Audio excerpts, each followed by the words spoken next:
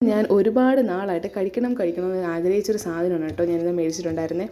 ഞാനിങ്ങനെ ഫ്ലിപ്കാർട്ട് സ്ക്രോൾ ചെയ്ത് പോയപ്പോൾ അത് കണ്ടു. അപ്പം തന്നെ ഓർഡർ ചെയ്തു കേട്ടോ. ഇച്ചിരി എക്സ്പെൻസീവ് ആയാലും ഞാൻ ഓർഡർ ചെയ്തു. എന്താണെന്നുള്ളത് ഇതാണ് സംഭവം. എന്താണെന്നല്ലേ, നമ്മുടെ ബുൾതാക്ക് സാമിയൻ ബുൾതാക്ക് റാമിയോനാണ്. ഇതെല്ലാവരും കഴിക്കണം, എല്ലാ കെ ഡ്രാമ ഫാൻസും കെ പോപ്പ് ഫാൻസൊക്കെ കഴിക്കണമെന്ന് ആഗ്രഹിച്ചുള്ള സാധനമായിരിക്കും. ഞാൻ ഒരുപാട് ആഗ്രഹിച്ചിട്ടുണ്ട് കേട്ടോ ഈ കൊറിയൻ വീഡിയോസൊക്കെ കാണുമ്പോൾ. അങ്ങനെ ഞാനിങ്ങനെ ഫ്ലിപ്കാർട്ടിൽ നോക്കിയപ്പോഴാണ് സാധനം കിട്ടി. അപ്പം തന്നെ ഞാൻ ഓർഡർ ചെയ്തു.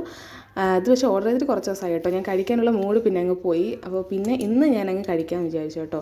അതിൻ്റെ നൂഡിൽസിൻ്റെ മറ്റേ സ്ട്രിങ് എന്ന് പറയുന്നത് നല്ല കട്ടിയുണ്ട്. അത് ഞാൻ കുറച്ച് നേരം അത് വേകാൻ വെച്ചു.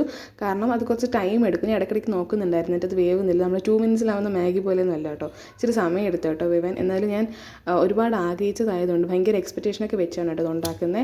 അപ്പോൾ ഇതാണ് സംഭവം. ഇനി ഇതിലായിട്ട് നമുക്ക് സോസ് ഒഴിക്കാം. ഇതിൻ്റെ സോസ് അത് അത്യാവശ്യം നല്ല ഡാർക്ക് കളറായിരുന്നേ. ഞാൻ എന്തായാലും കുറച്ചേ ഒഴിച്ചിട്ടുള്ളൂ. എന്ന് വെച്ചാൽ ഒരു 3/4 ഭാഗം ഒഴിച്ചിട്ടുണ്ടായിരുന്നു ആ ഒരു ത്രില്ലിൽ. പിന്നെ മറ്റേ സെസമി ചീസിൻ്റെ ഒരു ഡ്രൈ സാധനം ഉണ്ടായിരുന്നു, അതും ഇട്ടു. പിന്നെ രാമ്യൂണാകുമ്പോൾ ഒരു ബുൾസൈ നിർബന്ധമാണല്ലോ. അങ്ങനെ ഞാനൊരു ബുൾസൈ ഉണ്ടാക്കി വെച്ചു. ഇപ്പോൾ ഏകദേശം ലുക്കൊക്കെ നമ്മുടെ കൊറിയൻ ഡ്രാമാസിൽ കാണുന്ന പോലെ തന്നെ. പക്ഷേ പാത്രം മാത്രം ഇങ്ങനെ ആയിപ്പോയി. ഞാനൊന്ന് സ്മെല്ല് ചെയ്ത് നോക്കി. പൊതുവേ ഞാൻ സ്മെല്ല് ചെയ്യാത്തതാണ്, പക്ഷേ എനിക്ക് സ്മെല്ല് ചെയ്യാൻ തോന്നി. ഒരുമാതിരി ഒരു വൃത്തിയായിട്ട് സ്മെല്ലായിരുന്നു. പക്ഷേ എൻ്റെ ടേസ്റ്റ് ഓക്കെ ആയിരുന്നു കേട്ടോ. നമുക്കൊന്നും വലിയ പിടിക്കുന്ന ടേസ്റ്റ്. നമ്മൾ ഈ മസാലയൊക്കെ കൂട്ടി കഴിക്കുമ്പോൾ ഇങ്ങനത്തെ ടേസ്റ്റ് നമുക്ക് വലിയ പിടിക്കത്തില്ല.